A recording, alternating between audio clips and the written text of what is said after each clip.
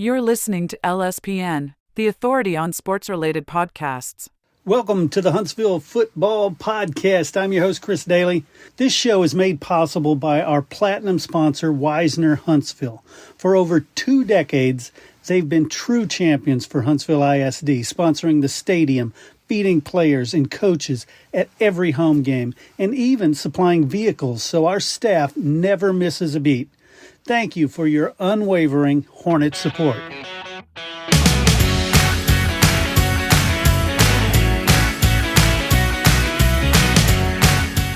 All right, everybody, welcome back to the Huntsville Football Show. I'm Chris Daly, joined always by Coach Todd Moebes. How you doing, Coach? Good, Chris. How are you? I'm doing great. Can you believe how fast this summer went? Yeah, it's flown by. Here we are again. Yeah, it seemed like we were just talking, like coaching school, but it seemed like a week before that we were doing the show. Yeah, no kidding. Yeah, it's absolutely flown by, that's for sure. No doubt, no doubt. And once again, I want to thank you for joining us again this season, the listeners, and for you, Coach, for investing your time to help promote the program.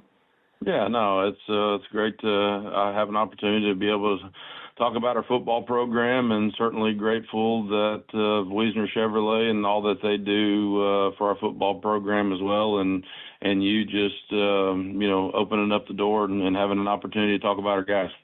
Cool. Well, let's talk about you guys. Summer, not even just summer, but summer, 2 days, scrimmages. Talk to me about what you've learned. Yeah, no, I think, we decided to do spring football. So we had spring football, back in May. And, right. Even at this point, as we're talking today, we still have a very inexperienced football team, from top to bottom. We got experienced guys that are coming back that are playing at a very high level. We'd have some inexperienced guys that are going to be gaining that experience, every Friday. So that's just something that you can't necessarily, add to guys as far as the Friday night environment goes. And so, they'll just, as we continue to move throughout the year, they'll gain more of that experience. But I thought we had a great summer, great spring. It's good to be, the second year into our program as far as terminologies, relationships, all of those types of things, and running a little bit smoother. Yeah, no doubt. That seems to me that second year always seems to be the one where it just clicks, because you've got people who've been there a year already, and they understand it finally. Sure. No, and I hope that it is. It was nice being able to go out, even to spring football practice and into fall camp, and the fact that, our kids understood terminologies, formations, just kind of our football language, where, last year it was, at this point in time, maybe the 15th or 16th time that they had heard even those words. So, right. I think that as year two should present, we're ahead and more comfortable with all of those types of things, and just got to be able to go put it all together and try to execute at a high level. Yeah, definitely. Well, a lot of coaches, pretty much every coach, they have your system, but players determine what you do in your system. What kind of changes do you think we may see offensively or defensively?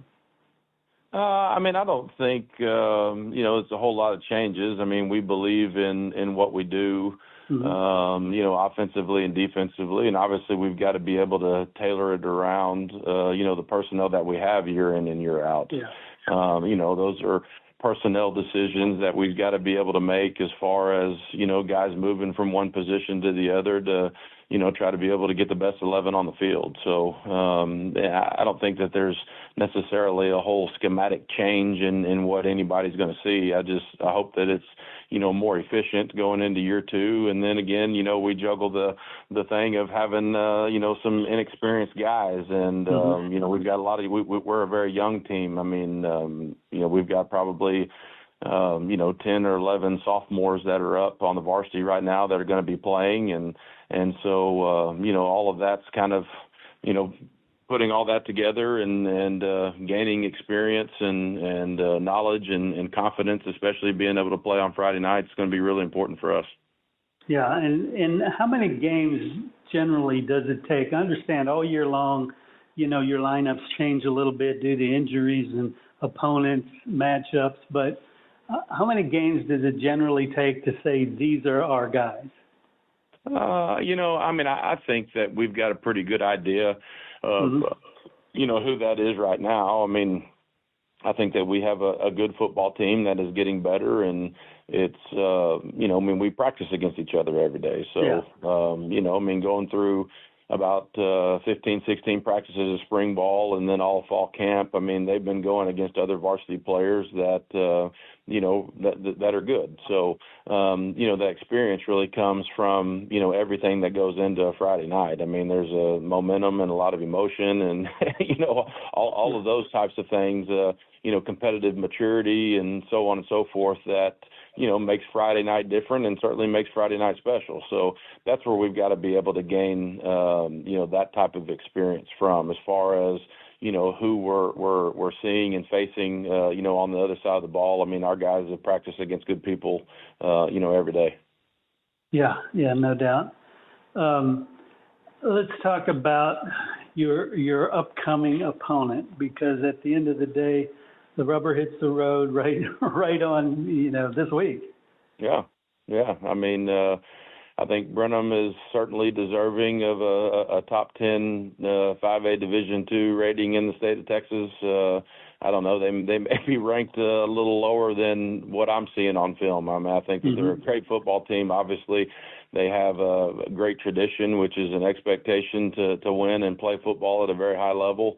And they've got the players to be able to back it up, on all three phases of the game. So, it's going to be a tremendous test for us. Our young, inexperienced team, the first game of the year, and, hopefully that we go out there and perform well. Yeah, and talk about their offense or defense. What do you expect on the other side of the field? Defensively, they're hard-nosed kids. I mean, they're extremely physical. They've got some tremendous length in the secondary. They probably have, one of the best corners in the state of Texas, in my mind. The linebackers are downhill guys. I mean, they're physical. They're extremely sound in what they do. They're going to make you earn every yard and every point that you can get. So, and then offensively, collectively as a group is probably as skilled as I've seen in quite some time. I mean, they've got a loaded backfield, with some, high caliber players. I was very impressed with what their quarterback did and how he operated and managed the offense and made some plays, with his feet, being able to scramble when he had pressure and find open receivers. And I mean, when the receivers get the ball in their hands, I mean, they're extremely electric. They got great speed on the outside. So, it's going to be a challenge to keep them in front of us. Certainly we're going to need more than one person to be able to get to the ball to be able to bring them down. Yeah. Finally, Coach, I want to ask you about some of the kids this year when we're talking about your fan base sitting in the stands watching, who are some of the kids that they're going to be going, wow?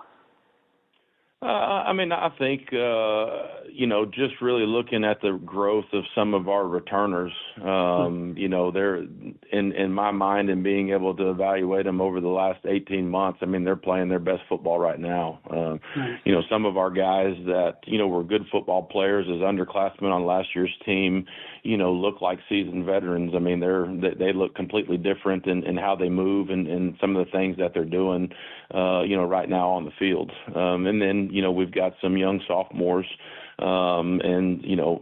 their first time starters, this Friday that are really coming along and doing some special things. So, a couple of guys that we talked about from our sub-varsity. I mean, DJ Briggs is a receiver that moved up from our sub-varsity, Jamarian Mills. Both of those guys are receivers that, that nobody necessarily knows their names, but have had great fall camps. some of our offensive linemen, Divine Otuye, Christian Richardson. These are some guys that, again, are going to be first-time starters on Friday night that have done a really, really good job defensively. We have Dre Mason, Bryson Johnson, and a very inexperienced secondary that, hopefully they're able to make some plays and people will start to recognize them. Love that. Hopefully the ones that need it will grow up fast because, there's going to be no days off, right? Yeah, well, they're not going to have a choice whenever you play a team like Brenham to open up the season. So one way or the other, it's going to be a lot of growth for our football team, and we're going to get better from Friday night, and the best football is yet to come, hopefully in November and December. I love that. Well, cool. Thank you, Coach. I want to thank you for, again, another season of this and a opportunity to talk about your kids each week. Best of luck against Brenham. Hopefully we're talking 1-0 next week. Yes, sir. Thank you, Chris. Appreciate you doing this and talking about our guys. All right. Take care. See you.